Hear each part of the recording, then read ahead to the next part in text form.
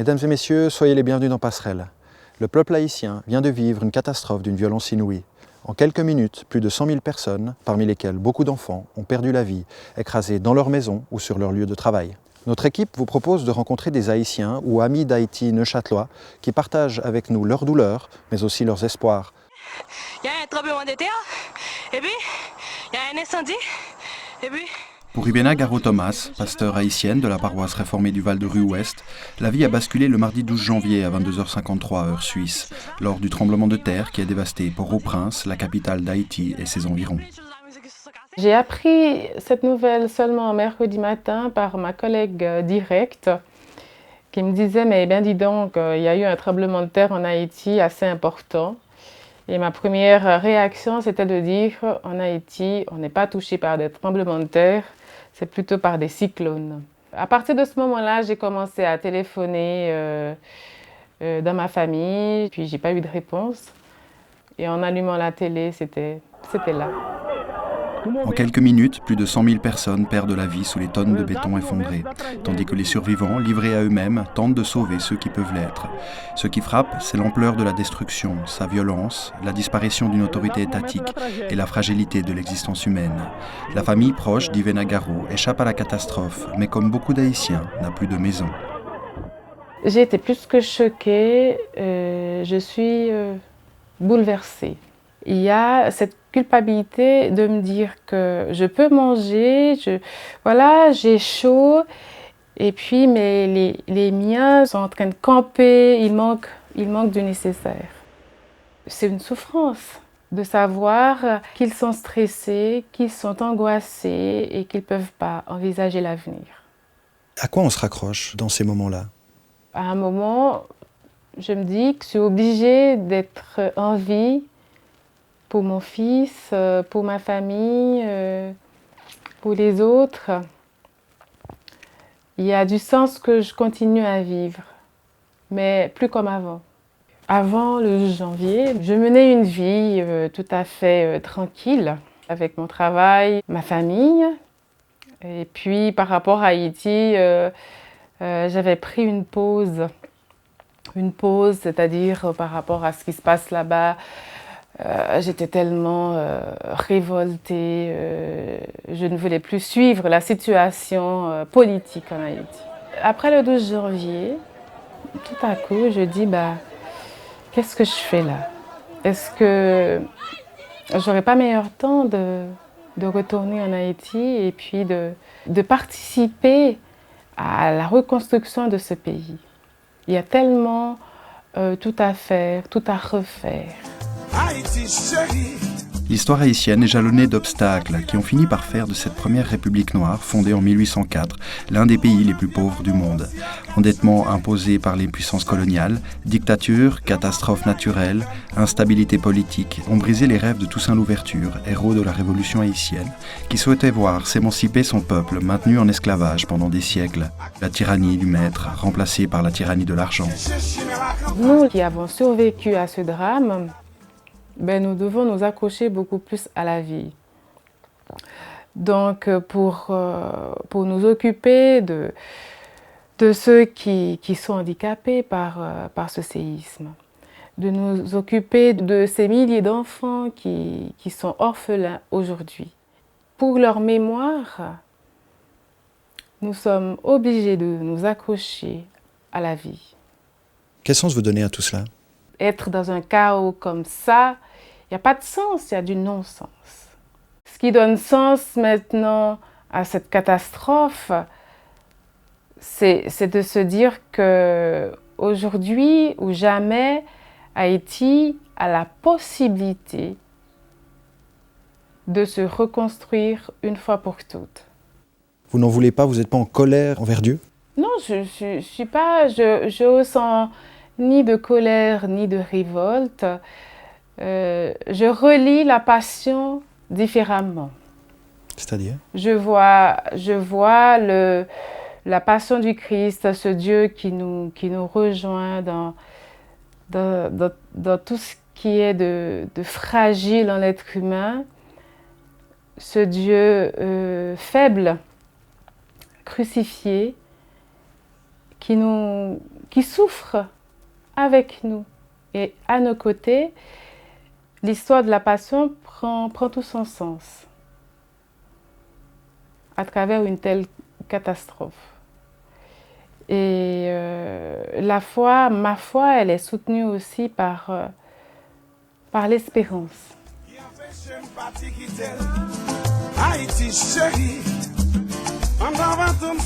L'avenir d'Haïti pour moi, ça passe d'abord par repenser l'État.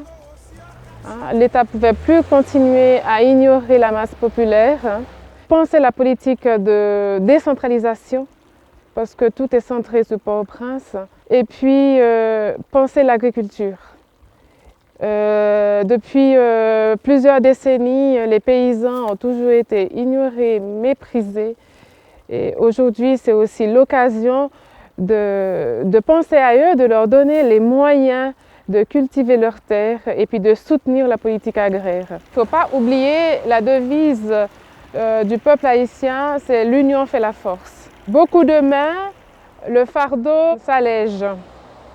Donc on a besoin de toutes ces mains, des riches et des pauvres, pour bâtir une Haïti nouvelle. Philippe Jacquet a travaillé 3 ans en Haïti, entre 1990 et 1993, comme volontaire dans les bidonvilles de Port-au-Prince. Depuis lors, ce Neuchâtelois retourne 2 fois par année dans cette île des Caraïbes pour accompagner des retraités suisses dans des projets socio-économiques. Dans mon cadre professionnel, je développe des projets destinés à des personnes à la retraite qui découvrent de l'intérieur pendant 3 semaines et demie la vie de paysans, la vie d'associations de paysans, de coopératives de paysans dans l'Artibonite en Haïti. Ce qui me raccroche à ce pays, c'est en fait l'énorme potentiel de créativité. C'est-à-dire dans le n'importe quoi ou presque dans le rien naît quelque chose. Vous découvrez chez moi des œuvres d'art qui sont faites avec des vieux drums, des sculptures qui sont faites avec de la terre glaise. Et l'art haïtien est un art extrêmement riche et original. Un lien très fort avec Haïti, mais quel regard vous portez maintenant sur ce tremblement de terre qui a dévasté Port-au-Prince, la capitale? J'ai un sentiment de tristesse et de colère. Colère parce que c'est un pays où règne l'injustice sociale. 3% de la population détiennent tout le capital, les moyens de production.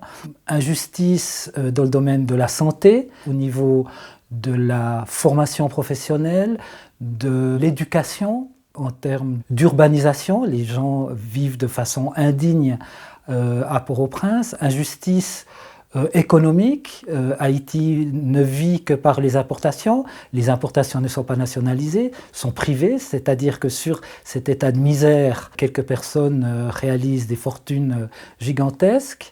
Colère due à un État qui ne peut pas prendre ses responsabilités parce que doit obéir à des recommandations de grands organismes internationaux, Fonds monétaire, Banque mondiale, Banque interaméricaine de développement. Donc vous avez l'impression que la communauté internationale, au fond, se réveille un peu avec ce tremblement de terre sur la situation en Haïti? Elle se réveille, mais que va-t-elle faire de ce réveil? J'espère que la communauté internationale rentre dans une logique d'accompagnement et non de relation de dépendance. Permettons aux Haïtiens d'être les acteurs de leur propre histoire, de leur propre choix, mais pas de relation de dépendance. Haïtienne neuchâteloise, Sylvie Sainte-Croix vit en Suisse depuis une 20aine d'années. Comme beaucoup de ses compatriotes, elle se sent aujourd'hui désarmée face à l'ampleur de la catastrophe et espère que la communauté internationale mettra en place un mentorat pour son peuple. C'était très violent la manière dont j'ai appris ce qui s'était passé parce que ma soeur m'a téléphoné des États-Unis à 5h du matin, même pas 4h30 du matin, pour m'annoncer, me dire regarde la télé, regarde ce qui se passe en Haïti, c'est horrible. Il m'a fallu énormément de temps pour écouter, réécouter, remettre chaque fois pour dire est-ce que c'est bien ça, puis attraper tous les médias, la télévision, l'ordinateur, la radio, pour être sûr que vraiment il s'est passé quelque chose d'aussi grand. Et ce qui m'a fait réaliser encore plus, c'est les nombreux téléphones que j'ai reçus. Des amis de Suisse, toutes sortes de personnes dont je n'avais pas de nouvelles pendant un certain temps et qui me demandaient « Tu as de la famille dedans, qu'est-ce qui se passe? Est-ce que tu as des nouvelles ?» Je suis encore dans une situation d'attente. Il y a une maison qui s'est effondrée avec 12 religieuses dedans. Et dire que j'en connais 8 ou 9 de cette équipe-là. Et qu'on me dise que le cousin de mon papa qui était dans ses bureaux, on ne l'a pas retrouvé. Parce que maintenant, ils ne disent pas il est mort sur les décombres. On vous dit on ne l'a pas retrouvé, on ne sait pas où il est.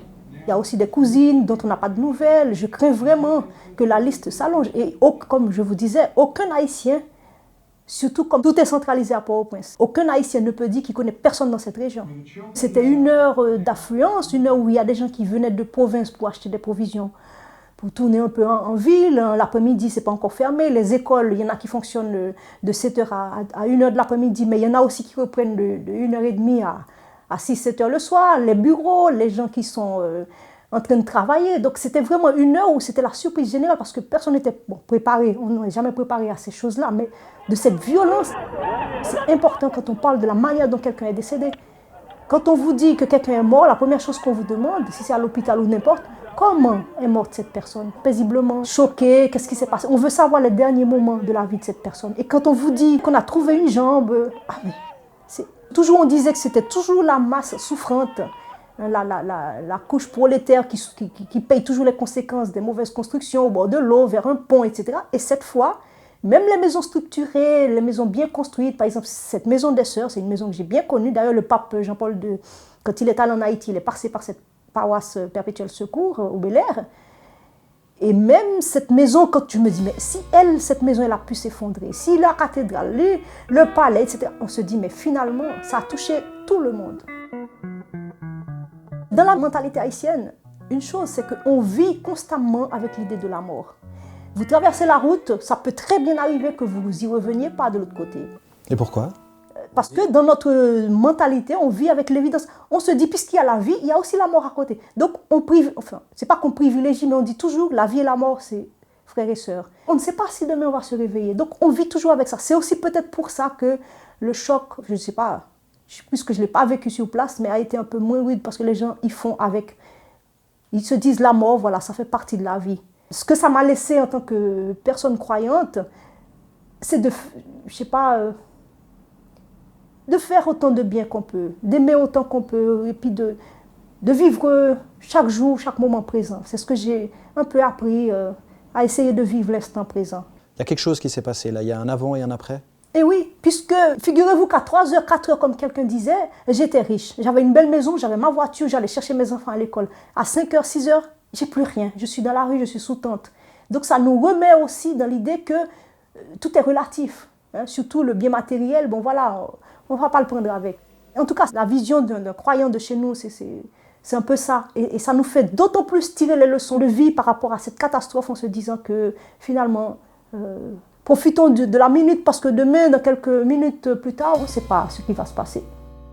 Plus de 20 millions de francs récoltés par la chaîne du bonheur en faveur d'Haïti, beaucoup de Suisses ont répondu présents pour venir en aide à ce pays et son peuple en difficulté. Signe d'un temps où la misère, aussi lointaine soit-elle, ne laisse plus indifférent. Solidarité et lassitude face aux inégalités, espoir enfin de changement. Après ces événements d'Haïti, vous vous réunissez avec Sylvie et Philippe. Il y a eu une couverture médiatique assez exceptionnelle de l'événement. Comment vous la jugez ? Je dirais, dans un premier temps, j'avais besoin de voir ces images. C'était pour moi la façon de dire que c'est réel, ça s'est passé. Aujourd'hui, en feuilletant des magazines, je trouve quand même certaines images très choquantes. Des cadavres en décomposition, je trouve ça c'est indigne pour l'être humain. D'après vous, qu'est-ce qui s'est passé à Haïti? Pourquoi il y a eu une telle mobilisation de la communauté internationale, mais aussi des journalistes? À un certain moment, les gens se sont dit que ça pouvait les concerner.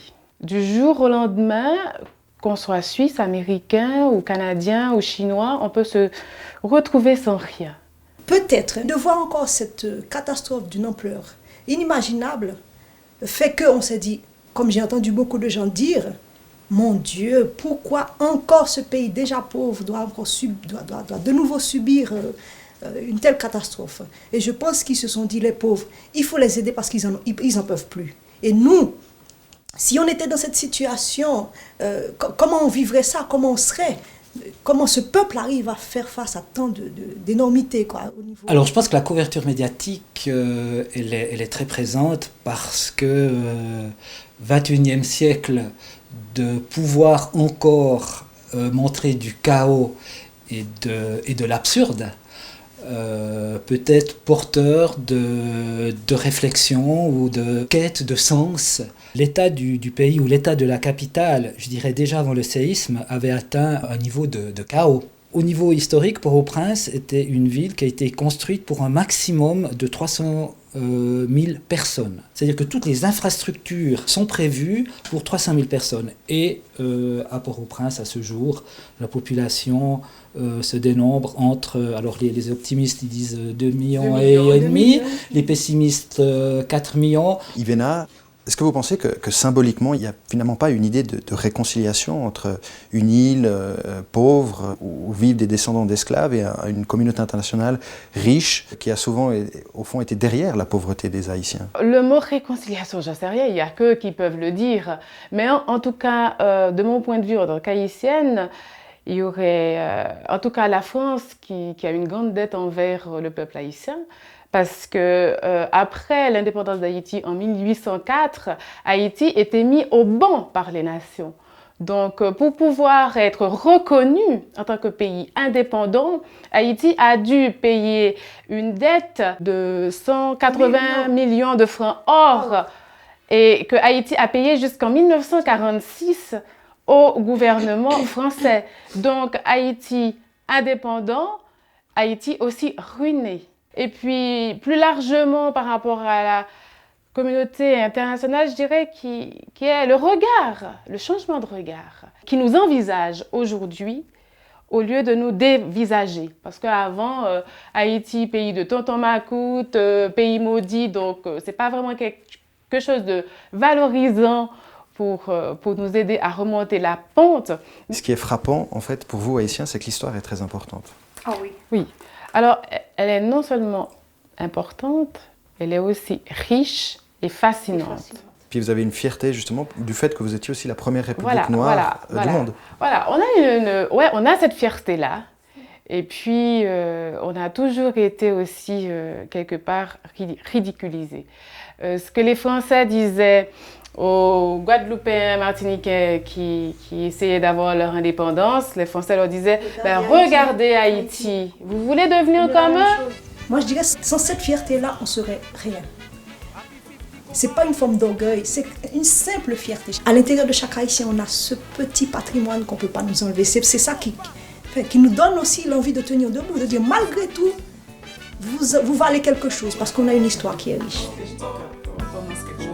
J'ai peur qu'on ne saisisse pas une occasion, l'unique occasion de s'en sortir une fois pour toutes.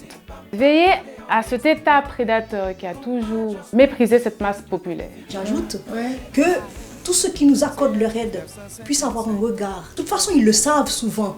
En donnant de l'aide à Haïti, ça part dans beaucoup de poches inconnues. Mais que cette fois, ça sera l'occasion pour eux, peut-être pas de nous infantiliser, mais quand même de dire, nous on veut savoir, ou bien alors pas donner de l'argent en espèces, de dire une autre façon pour nous de vous aider, ça sera peut-être d'envoyer des techniciens, d'envoyer quelqu'un, pas sous forme toujours de liquidité, mais toujours sous forme d'autres aides qui puissent vraiment être utiles aux plus petits. La capitale d'Haïti, Port-au-Prince et ses environs sont aujourd'hui dévastés. La situation est d'autant plus difficile que tout le pouvoir économique et politique était concentré dans la capitale et que les campagnes ont peu de moyens pour reconstruire le pays.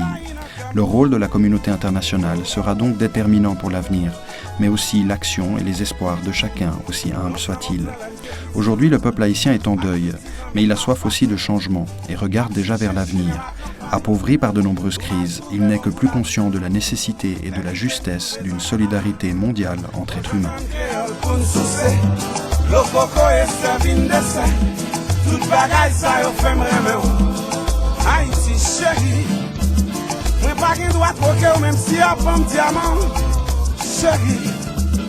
Tout étoile qui a prié, 6 oiseaux qui a chanté. Chérie.